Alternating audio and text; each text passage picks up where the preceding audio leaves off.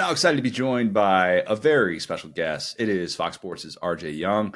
RJ, your ranking of all 134 FBS teams, it is officially out on foxsports.com. If you want to follow along with this conversation, you're listening to it, you're watching us on YouTube, first of all, thank you. But the Fox Sports College Football Twitter has it as the pinned tweet, so you can see it there. I got a ton that I want to get to with you, but let's start with the obvious here. It's the thing that when you agreed to come onto this particular show, it's probably the thing that you knew I was going to ask about. Akron's only at number 132. Like, do you not have any faith in Joe Moorhead? What's up? Look here. I'll put it this way. The first time that somebody comes to me about Akron, I will let you know, Connor. I will let you know. You just did. Well, no. You're coming to me. Somebody else out in the wilderness. In the wilderness, like I get in the wilderness, I get squirrelies, right? I've got Nevada. I've got New Mexico State. I've got Liberty. I've got Jacksonville State, but nobody's had a damn thing to say to me about Akron until right now. So, I mean, if you want to turn this show into an Akron podcast, we can do it. But I would just start with this. Joe needs a quarterback. I know. We can keep going, but it's August. I try to give people hope, and you already here got me talking about what I'm worried about with Akron, with the Akron Zips. RJ, you're good. RJ, you're good. I think even Joe would admit, he's a very honest person. I think even he would admit he doesn't have a top 130 team yet in FBS. So we're good there. We can move past that. Okay, so here's your top 10. You have Mizzou at 10, Alabama at 9, Michigan at 8, LSU at 7, Ole Miss at 6, Florida State 5, Oregon 4, Texas 3, Georgia 2, and Ohio State at 1.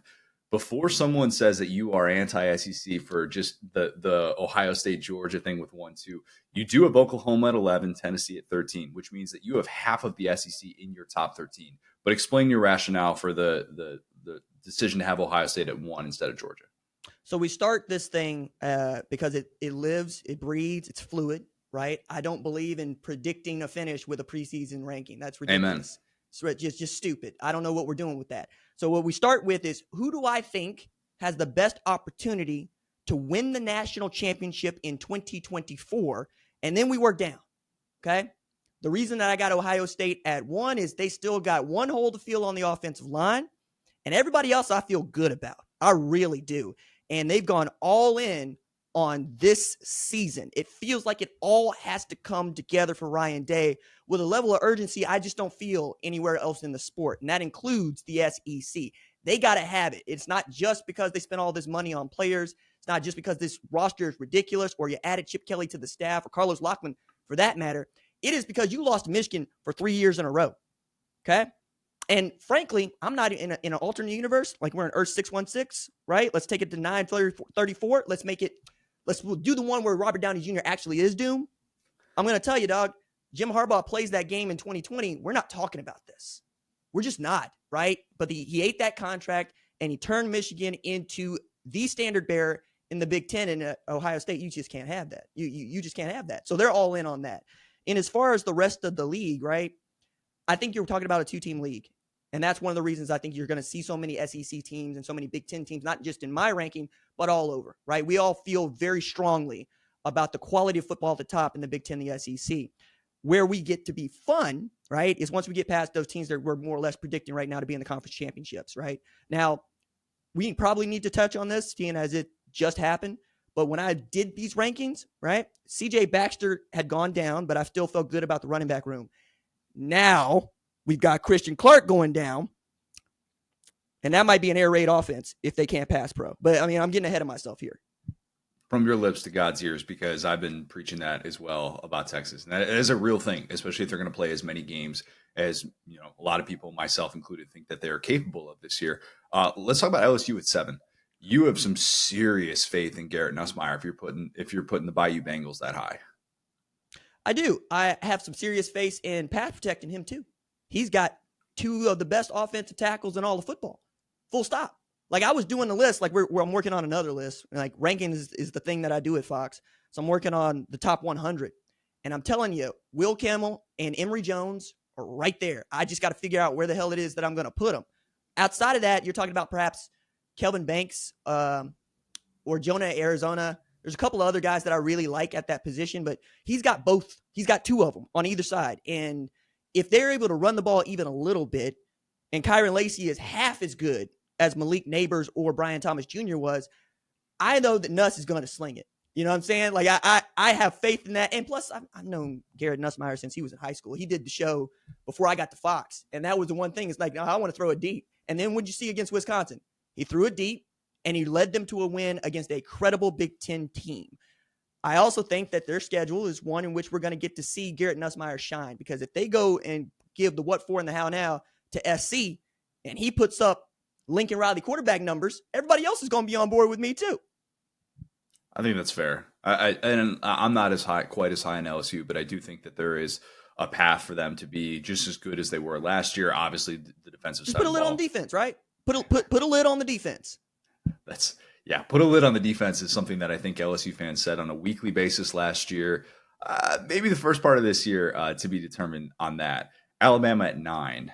Only one AP voter had Bama lower than that, and it was 10th. What gives you the most concern about this team?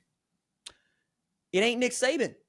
You know, like that's in our sport, college football head coaches are the stars because we have so much turnover and change in this era. And while everybody else is clutching their pearls, I love chaos because I get to work in chaos.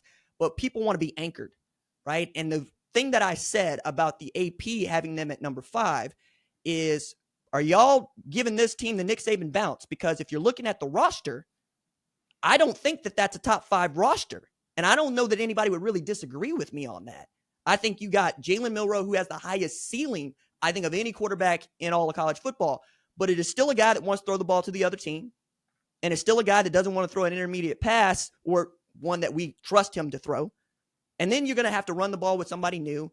I get you getting Caden Proctor back, but I'm also looking at 2 new coordinators. You know, Kane Womack we know about, Nick Sheridan we know about, but you're really just betting on Kalen DeBoer, that's okay, right? That's a man that's won 104 games. He's lost 12. But as everybody wants to tell me as an Oklahoma guy, it's the SEC, right? And the SEC is different. So why are we treating Kalen DeBoer like he's coached there before rather than the guy they're going to rename the field after retired? And I want you to act like that happened. That's 9. That's not 5, right? But that's also not out of the top 25. That's not out of the top 15. I don't really think it's that big of an overreaction. It's just going, I don't want to see it. I would like to see it. Go beat Wisconsin at Camp Randall. Take your bye week. Beat Georgia. And then we can talk. Until then, just show me something. I admit my faith in Alabama, having them at 6th in my preseason top 25, is very much baked in faith in Kalen DeBoer and Jalen Milroe, that they're just going to figure it out together. And you're right. I think you could look at the roster. You could find the holes in the defense. Saban himself has talked about the potential issues in the secondary and why he can't even put Bama in the SEC championship going into this season. But yeah, there's clearly some concerns. There'll be plenty of people that are a bit in wait and see mode with Alabama. So those are kind of the main things that we actually disagree on, I guess. But I got to say, RJ, I look at this list and I feel like you and I align very strongly on the teams that I guess feel strongest about. I thought I was going to be highest on FSU by having them at 7. You have them at 5. I thought I was going to be highest on Oklahoma by having them at 12. You have them at 11. I thought I was going to be lowest on Penn State by having them at 14. You also have them at 14. I thought I was going to be lowest on Clemson by having them at 20. You have them at 19. And then I thought I was going to be lowest on Miami by having them at 19. And you have them at 26. Pick any one of those teams. That's 5 teams right there. FSU, Oklahoma, Penn State, Clemson, Miami. Kind of polarizing teams in their own unique way heading into the season. But pick any one of those teams and sort of explain why you kind of zagged from the consensus. It's easy for me to go to Oklahoma, so I'm going to do that quickly, right? Why is it easy for you to go to Oklahoma, RJ? Hey, look here now. Look here now. For the folks that do not know, I am from the state of Oklahoma, and I went to grad school at the University of Oklahoma, and I went to undergrad at the University of Tulsa. But Oklahoma is the pro team, and that is how I got into this business. I've been covering college football half my life. My first full-time beat writer job was covering that team and getting to know recruiting, and it got to be deeper than it being my team. It got to be a bunch of kiddos that I know. And then from 8th grade, all of a sudden, they're all juniors and seniors in college, and 2017 happens, and I'm doing this. But I talk a bunch about the Sooners because that's my squad and I love them so much. That said, it's getting under my skin in a way that I didn't expect it to. Just how people want to talk about Oklahoma having to play in the SEC as opposed to the SEC having to play Oklahoma, as if I don't know. This is Central Florida or this is UTSA. There's some legacy here, and we got a history of beating up on SEC teams. Now, I know they're 0-3 in the college football playoff, but we beat Tennessee. We beat Auburn in the Sugar Bowl. We beat Nick Saban, Alabama in the Sugar Bowl, right? We can keep going down the list on this one. So that's one. But it's also more about Brent Venables and what he has done with that staff and what he's done with that roster. He came to Oklahoma thinking he could do it the Clemson way. Turns out Dabo Swinney's the only person who can still do it the Clemson way, right? So he went to the portal, and he came out with some dudes. He took control of the defense. We go for 6 and 7, 10 wins in the regular season, okay? That's one. The second thing is, it ain't as if Brent came to Oklahoma to not win. And certainly he ain't come to be 8-4. He ain't come to be 7-5. He came to win, right? Now people are going, he's severe. And I'm going, you don't know severe yet. That's a man that still wakes up in the morning to go run stadium stairs at Memorial Stadium at his age doing his job. I have tremendous faith in the offensive line because of the offensive line coach, Bill Bedenbaugh, who just puts first-round picks into the NFL. They're going to be deep at wide receiver, if not great. They're good enough at tailback. And then if Jackson Arnold can develop into the kind of prospect we think he is, you're going to be fine. And then I love that defense, man. I love Billy Bowman. I love Peyton Bowen. I know Ethan Downs, Danny Stutzman. There's a squad there. So that's why I got him at 11. The other one that I think I'm getting a lot of hell for, well, maybe not hell. People just want to know. Florida State at 5. Connor, I got here because I'm equally balanced. I got chips on both shoulders, and I can't think of a reason to be more aggrieved and to be more pissed than if I'm a Florida State football player, because you lied to me. You told me that if I won every game I played in a power conference, I'm playing in the college football playoff. And you took that from me. You took that from me because you didn't like the look of the roster, not what we did on a football field. And then Mike Norvell, who had to tell his kids that, goes into the portal, says, you know what? Let me go get enough of these dudes so we can leave no doubt. I'm going to turn DJ Uiagalelei into a player. That, by the way, goodness me, if that dude can be the guy we thought he was going to be, they're in high cotton over there. I get that they're changing over the offense. I get that the defense isn't got Jerry Verse on it, but it's got Patrick Payton. And anybody who's seen him play knows what you're doing here. Same thing with Fentrell Cypress. I can make an argument that they get past SMU, right? They're expected to beat them, but SMU's a good football team. You get to Notre Dame on November 9th. That's a play-in game. And they can afford to lose one and still make the 12-team playoff, right? It's not the 4 anymore. I like them at 5. I think they're the best team in the ACC. We know that that's an automatic qualifying spot, which means they'll probably be one of the highest-ranked teams as a group, Power 4 champion. I just don't think that Miami or Clemson at this moment has what it takes to go knock them off and get them into that playoff and then let them cook. You made the exact case that I feel like I've been making throughout the offseason with Florida State, and they're a team that I admittedly have done a 180 on because of specifically what Norvell has done in the portal. There are certain coaches that deserve blind faith. There are certain coaches who need to earn that blind faith, and I think Norvell has already earned that blind faith with what he's been able to do. You go back to the Venables thing. I actually had someone tell me about a month ago that they were at Clemson, and they're like, who is that guy over there? And they're like, oh my God, that's Brent Venables running stadiums back at Clemson. Like, that's just the way that he's wired. And he is, I think, very unique in how long he waited for this opportunity. And there are people in the SEC who looked at that initial contract extension and rightfully kind of had an eyebrow raised to it, being like, wait a minute, you haven't lived up to the I guess the first 20 years of the 21st century Oklahoma standard, whatever you want to call that, whatever you think that is. He hasn't necessarily earned that just yet. But where are you at with him overall as a guy that could take that next step? Maybe that's a guy that we're not talking about enough as being someone that can put it all together, because the range of outcomes that I see with him feels like it's all over the place. A couple things. The first is when Lincoln Riley said he was going to USC, the first tweet I sent was Oklahoma head coach Brent Venables. Okay. That man not only knows Oklahoma, but he went to Clemson, beat the hell out of us, won 2 national championships. And all we're going is, because we wanted, we love an offense, but everybody loves a defense. Football's about being tough, and defense is tough. There's that. The second part of that is, Kirby Smart was waiting on one job to open up for him. It's a good point. It's a good point.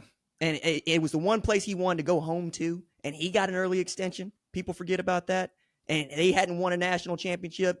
Look, I think the same trajectory is where Brent Venables is headed. I think he's about to go into one of the coolest parts of his coaching career. And that contract extension is about stability as much as anything else. But I think that Oklahoma looked at him the way that Georgia looks at Kirby Smart. Now, will we get the same returns? We'll see, right? But right now, it's really difficult to feel bad about Oklahoma and not feel like you're about to walk into a league where if you go beat people, that will be respected. And that's what Brent Venables is also chasing. Because even at Clemson, we would say it's the ACC. Y'all are going to beat up on the ACC. And then they go and beat the brakes off of Bama 44-16. And we get to start thinking about them like an SEC program, right? Oklahoma gets skipped that step because they're already in the SEC. Or at least that's how I see it. How would Dion feel about Colorado being ranked number 41 by you? Probably say I'm not there. You know, that's probably what he would say because, hell, 99% of us aren't there. But if you're looking at that and you're expecting me to tell you that they are a upper echelon Big 12 team, I can get to 5. Right? But the teams in front of them are all really, really good. And that's a really, really deep league. I also think that it's room for them to grow, right? Like, I was way ahead on them last year. Okay. By the time they got to the conference play, you got two things. One, you don't have depth on defense and defensive line. And two, you don't have an offensive line. But they were able to make that work for 4 games, give or take, right? Because depending on how you want to feel about SC.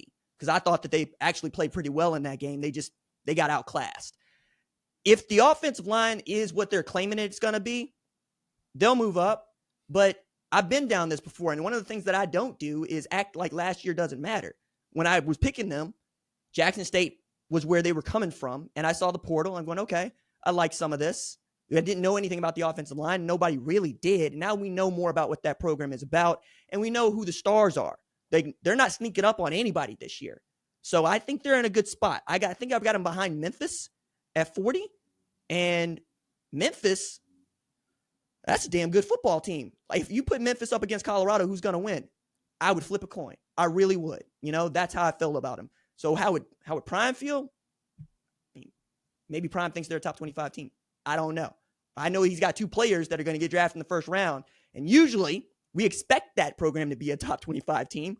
We'll see if they can get there. RJ, you have no idea, but I was actually just about to ask you about Memphis and about the group of 5 as a whole, which is kind of crazy. I'm like, wait a minute, he's just brought up Memphis as the team that we're talking about side by side with Colorado. As a fan of this sport, I find myself worried about the future of the group of 5 because I think you could look at rankings all over the place. Your rankings reflect that. The AP poll reflects that. I remember looking at Schlabaugh's rankings on ESPN.com post-spring, and they didn't have any group of 5 teams in there. But Memphis is your highest ranked group of 5 team at 37. And that's behind 10 Big Ten teams and 11 SEC teams. And I think Memphis is going to get the group of 5 bid to get into the 12-team playoff. So I would agree with you that I think they are the best of the group of 5. But man, I feel like the group of 5 desperately needs to pull off a miracle and win a playoff game in the first or second year. Otherwise, this disrespect that they get, perceived disrespect, whatever you want to call it, but it's not going to get any better, and it's going to keep getting tougher and tougher to make the case for teams like this. How difficult was it to finally get to that first one where you're like, all right, I'm at 37. I got to put a group of 5 team in here eventually. Well, actually, it wasn't that difficult because that didn't figure into the philosophy, right? What figured in was national championships, conference championships, roster management, how your administration figures into what you're doing. Like Troy Denton not being at Washington and being at Nebraska figures into both of those for me, right? I'm also looking at this from the standpoint of which one of these G5 programs doesn't act like one. And when you get $25 million from FedEx just to go pay players, you're not acting like a group of 5 program. As a matter of fact, now that I'm thinking about it, the one that I circled on Florida State was Memphis. Like that's the game. That's the one that they ought to be really loaded up for because that's a great trap game for Memphis. Like they're going to have them at a really good spot. It's the Norvell Bowl. Yeah. I mean, exactly. The reunion. And Silverfield knows. I mean, that was his defensive coordinator, right? Ryan Silverfield. And I've been out to Memphis a couple times the last 2 years, and I got to tell you, they love that program too, right? They're proud of it. That figures, right? If SMU was still in the group of 5, they'd probably be in that spot. But I went through Memphis, I went through Appalachian State, I went through UTSA, and I went through Texas State. And I had to do some shuffling when we're talking about those programs. But again, I went to undergrad at a group of 5 program, and when I was in school, 2006 to 2010, we were damn good. We were damn good. And, we weren't ever thinking about, man, making the playoff or even winning a national championship. We wanted respect. And I think if that's what you're chasing as an athletic program, this isn't going to get under your skin. You're not going to get worried about this. It's going to fall where it falls. But if you want to be all in on football, nobody's going to stop you. And that's where I'm at. Like, put it another way. In the state of Tennessee, there is one program that doesn't act like they want to do this at all. Okay? That's Vanderbilt. Why do we keep talking about Memphis and the Group of Five when we need to be talking about places like Vanderbilt and go, do you want to play football? Because if you don't, there's a lot of people that do. So let's spread the wealth just a little bit differently. And that's one of the other reasons I really like name, image, and likeness is you get these donors that went to schools like mine or went to schools like Memphis go, hell with it then. Let's go. Let's get it. Because I think that right now is a really interesting time. Connor, you might be paying attention to this like I am. Which program have their NIL collectives under thumb, under manners, and in control? Missouri. Holy smokes. What do we think about Missouri? That's a damn good football team. Ohio State, damn good football team. Georgia, damn good football team. You keep going down the line, it lines up right where you think it should based on who wants to be all in on football. And now you've given people like myself a market inefficiency to exploit. And that's what they're doing. They said, hey, Fred, we got a chance here. We got a chance to go make some noise. Here's $25 million. What? You try doing that anywhere else, even at a Power 4 school, you're going to get pushback. You really are. Like, I'm thinking, okay, Louisville, what's your excuse? Okay, Virginia, what's your excuse? Or what would Thomas Jefferson say if y'all can't win no football games? But if that's not where your brain is, then that's how I'm going to rank you too. I want to be about football players and football coaches that want to go win. And I think Memphis and a few of these other Group of Five programs that I mentioned, they measure up. They really do. Alignment is everything, especially the Group of Five. It's so unbelievably important. And if you don't have it, man, just forget about it. In this day and age, it is just so difficult. It's going to be moving forward to be able to win football games. Who did you get maybe the most pushback on? Maybe a team that we haven't talked about yet, a team that like their fans really kind of chirped you. They saw the rankings. I don't know if you read, you got like 350 comments or something like that on the initial tweet. So I'm sure there were plenty that were living in your mentions. Maybe somebody like sent you a note saying like, RJ, what are we doing here, man? Let's make sure that we get right, and let's make sure that you're noticing us. Well, one, I'm going to respond to a few of these. So please send me what you think. But I say this to anybody, and I've gone back to my radio days in Tulsa where I was doing 9 to 11. The show was called Fight Me, right? Because I'm background's in rhetoric, right? My background's in debate and dialogue, but it is build an argument. This ain't your daddy's Facebook page, okay? I don't want to hear why my team is better than this. Tell me why. Give me the why. Or when you tell me somebody's going to go 11-2, tell me who the losses are. You're going to go 9-4 or 9-4. Tell me which bowl game they lost in, or what 4 losses they got. So when I look at this, I'm always curious about who builds an argument and who doesn't. But who I've heard the loudest from is actually Washington fans. And they are like, a few of them are despondent. And I'm going, yeah, I kind of would be too, because it's not every day that, I say not every day. That's becoming the norm, I think. That's the new normal we're going to have to get used to. We're going to see a Texas Christian or Washington get to a national championship game and not be the same next year because somebody's going to raid them or some coach is going to take another job. But I think we're going to see more stories like Texas Christian and more stories like Washington. And now if you're smart about this, meaning athletic departments and name, image, and likeness, you start locking up people in October. When you get to bowl eligibility in October, you need to make sure that 2025 is still the same damn team that you got now, right? I think that part is going to change. But Washington lost damn near everybody on that football team and the athletic director. Like, I've never seen that before. I've never seen an athletic director, a head coach, star players all leave to go do something in college, right? Like, we could talk a little bit about how Kalen DeBoer worked out, right, at Alabama and who's going to say no to that. But the rest of this is you went and hired a guy that also just got done telling everybody he's not going anywhere. So what are we to believe on this? And we want to let it go when coaches tell us, well, I'm not going anywhere, and then they go somewhere, but we want to hold it against kids. I think that stuff translates. I think if you can't put down roots anywhere, why would I trust you to put down roots at this place and turn it into a winner? You know, you got Will Rogers. I like Will Rogers, but I know Will Rogers from having all that time at Mississippi State, you know, not that time at Washington. And you're going to start, I think they got 2 returning starters on the roster, but only one of them is going to start. So they're going to be 21 across the board. And you hired Brennan Carroll, who I think has earned his reputation, honestly. What he did with Arizona is ridiculous. Noah Fafita, oh my God, man. And McMillan, studs. But you hired a Belichick that you still got to convince people about. I would say you hired the other Belichick, right? And if it works out, it works out. But if you're selling the NFL, Connor, who the hell in college football ain't selling the NFL? Like when you tell me we built this like an NFL franchise.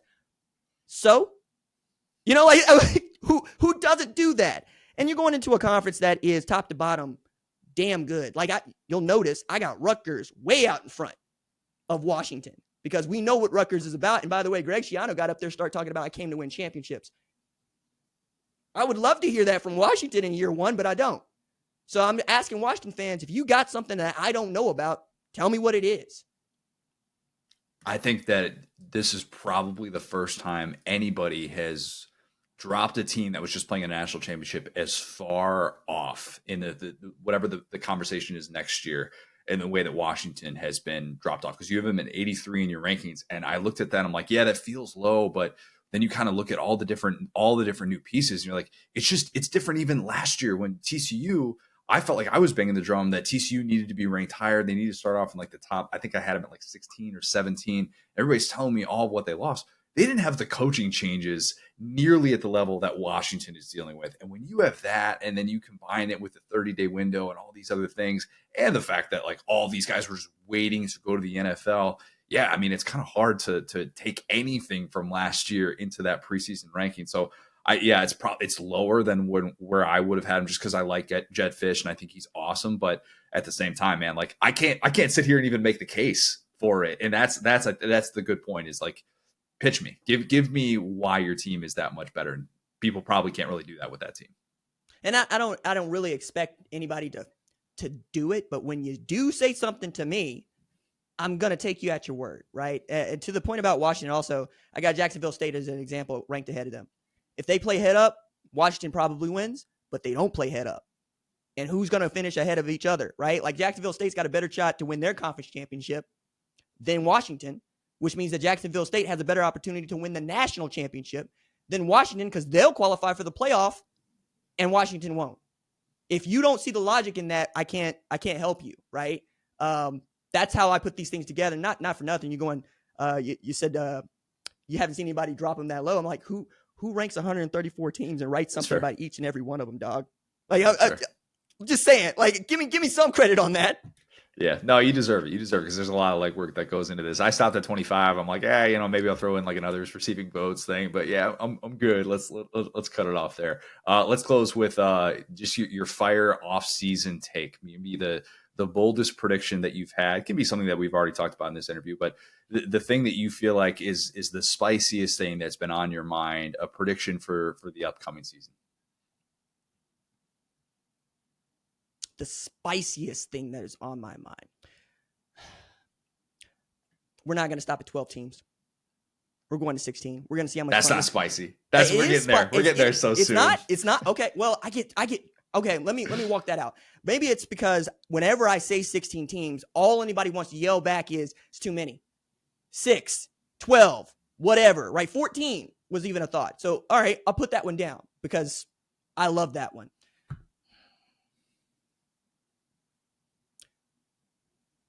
Ryan Day wins a national championship. I don't think that's spicy not either. On third base. Like, is that spicy? Oh, okay. Here's one. Texas is going to make the playoff, knowing that their running back room is still not what their running back room was going to be going in the season, and Michigan will not. Right? How about that? I mean, talking about national championships, I'm thinking about this, and again, hope. I really want to lean into saying something positive about people, but all the things going on around Michigan, the turnover at that program, I want to see if it's just something they got. Because every time I think that it should affect them, whatever's going on off the field, the kids just don't care. But I don't think this is the year that they make the playoff, given everything that's going on around them and the roster, right? Would you expect a defending national champion who ran the table, who hadn't lost at home since 2020 to not make a 12-team playoff playing in the Big Ten with the background of a Michigan? I don't think so, right? But that's what I'm doing here because I really can't make that work. Because you put Ohio State, Oregon in there, and then who's your third team? That's the question. Who's your third team in the Big Ten? Iowa.